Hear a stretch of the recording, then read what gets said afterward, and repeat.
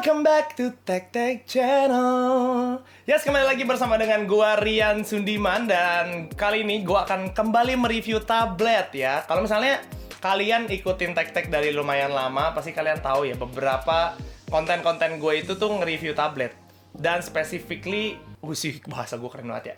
Spesifiknya itu tablet dari Huawei. Dan kali ini gue dapat kesempatan lagi untuk review tabletnya Huawei. Thanks Huawei. Nah, ini adalah tablet terbarunya dari Huawei, yaitu adalah MatePad T10. Nggak pakai S-nya ya. Kalau misalnya kalian belum nonton review gue untuk MatePad T10s, boleh nih lihat di... Gue lupa antara kayaknya di sini deh. Ya dimanapun yang muncul aja kartunya. Nah, di sini kabar gembira banget sih untuk kita semua sih. Karena ini harganya luar biasa murah sih. Kalian bisa dapetin tablet ini dengan harga 1,8 jutaan. Di mana lagi kalian bisa dapet tablet murah kayak gini? Untuk reviewnya seperti apa? Langsung aja kita mulai. Yang pertama, gue mungkin akan ceritakan sedikit pas experience gue unboxing ya. Ya pas pertama kali gue unboxing, untuk dari segi boxnya seperti biasa aja ya, kurang lebih sama. Dan di sini ada keterangan kalau misalnya warnanya itu deep sea blue. Nah itu sama seperti warna di T10s gue. Untuk memorinya, nah memorinya memang di sini lebih sedikit daripada yang lalu. Di sini cuma 32 GB. Dan untuk tambahannya, untuk dari segi RAM-nya itu ada di 2 GB, which is itu 1 GB lebih kecil daripada T10s. Sebelum gue masuk ke boxnya, ini gue rada mikir sih sebenarnya. Kok dia keluarin T10s dulu daripada T10? Kan biasanya T10 dulu gitu ya, baru T10s gitu ya. Kayak iPhone aja keluarin bareng, kayak misalnya iPhone 6 gitu kan, pasti iPhone 6 dulu baru 6s, tapi ini kenapa kebalik? Oke, kita akan langsung masuk ke boxnya. Nah, pada saat pertama kali gue pegang si T10 ini nih, gue pasti punya dong first impression gue ya. Gue pegang, gue berasa di sini cukup tebal ya, lebih tebal daripada T10 gue. Yang memang beratnya di sini tuh ada di sekitar 460-an ya, 460-an gram. Untuk ukurannya sendiri memang lebih kecil, di sini dia ada di 9,7 inch. Di sini juga kita dapat manual booknya, itu udah pasti, dan chargernya. Untuk chargernya di sini dia juga menggunakan USB Type-C. Dengan kepala chargernya itu dia cuma dapat 1 ampere doang. Cukup kecil ya. Dan sekarang kita akan langsung masuk aja nih ke barangnya. Ini barangnya ada di tangan gue sekarang. Kalau dari sekilas itu, kalau misalnya dari jauh ya, kalian nggak akan bisa bedain ini T10s atau T10. Tapi kalau misalnya kalian lihat lebih dekat, ini udah cukup berbeda. Untuk dari desain kameranya di sini masih sama. Di sini ada di pojok kiri atas dengan 5 megapiksel. Untuk yang di depannya dia 2 megapiksel. Pas gue nyalain, oke, kita di sini akan lihat langsung dari segi bezelnya. Well, bezelnya di sini tebel banget ya, Pak. Dan kalau gue personally, gue kurang suka. Tapi mungkin kalau kalian ada yang suka, ini juga preference masing-masing sih, beda-beda juga. Untuk sistem security-nya mereka, dia tuh nggak ada fingerprint atau misalnya face recognition, dia juga udah nggak ada. Dia cuma bisa pakai angka aja, kayak biasa. Sebelum gue masuk ke layarnya, gue pengen bahas sedikit buat port-port yang dia punya. Oke, di sebelah kanan kita bisa lihat di sini tuh ada tombol power, dan di atasnya ada tombol volume up, volume down. Nah, di atas sini dia punya speaker. Terus di kanannya ada Type-C, terus ada audio jack, dan di sini ada SIM tray. Untuk SIM tray-nya di sini, pada saat kita buka, di sini kita bisa lihat ini tuh bukan buat SIM card ya, tapi untuk memory card. Untuk memory card sendiri itu up to 512 GB. Dari segi layarnya, untuk resolusinya di sini ada di 1280 x 800. Oke, jadi dia belum Full HD lah lebih tepatnya. Memang kelihatan juga sih kalau gue pribadi yang ngelihat pas di menunya pun, untuk dari segi gambarnya kurang tajam di sini ya. Dan kita juga bisa ngelihat pada saat kita nonton YouTube.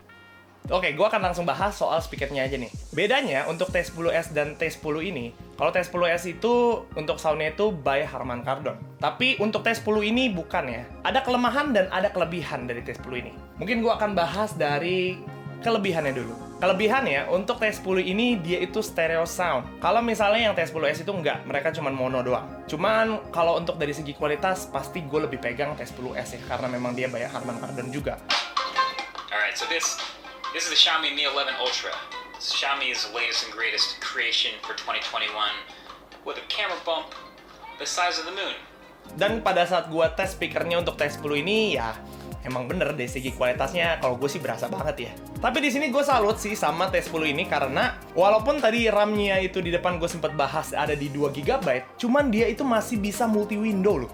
Untuk baterainya di sini dia ada di 5100 mAh. Menurut gua ini cukup besar, tapi di sini kekurangannya dari segi chargernya ya, karena chargernya itu belum support 2 ampere, Pak. Jadinya di sini rada lambat pasti pada saat lu ngecas. Untuk sensor yang dia punya di sini memang cukup minim ya. Kita lihat, gua download sensor box. Kita bisa lihat untuk yang ada itu adalah sensor accelerometer dan sensor suara doang, sisanya nggak ada. Jadi untuk giroskop kalian nggak usah nanya lagi ya, bang, itu ada nggak bang? Ya udah jelas nggak ada. Untuk main game surprisingly tablet ini masih bisa memumpuni ya, karena kita udah coba juga main Mobile Legends itu bisa sampai rata kanan.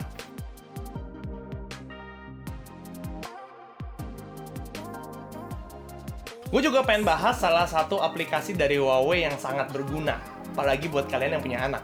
Namanya adalah Kids Corner. Ini gue pernah review sih lengkapnya itu waktu gue nge-review tablet T10s. Kalau belum kalian lihat, kalian bisa lihat nih yang ada di atas ini.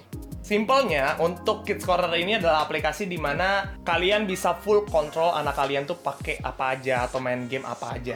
Jadi kalian nggak perlu khawatir anak kalian buka yang macem-macem pada saat main gadget. Karena semuanya di sini tuh serba password. Bahkan untuk mereka keluar dari aplikasi ini pun perlu password. Tapi make sure anak kalian jangan sampai tahu passwordnya. Bahaya sudah.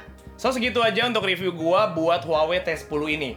Tapi kalau dari gue pribadi ya, sebenarnya rada nanggung kalau misalnya kalian beli T10s ini. Tapi kalau misalnya budget kalian memang pas-pasan, ya go ahead aja ambil.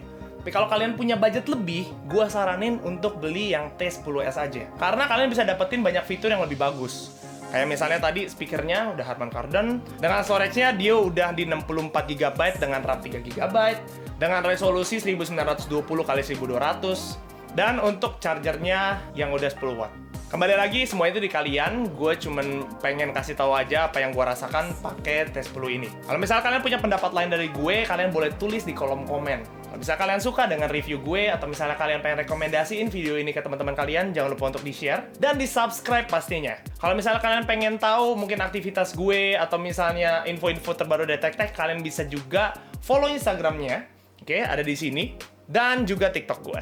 Thank you for watching guys. See you in the next review or another content. Bye.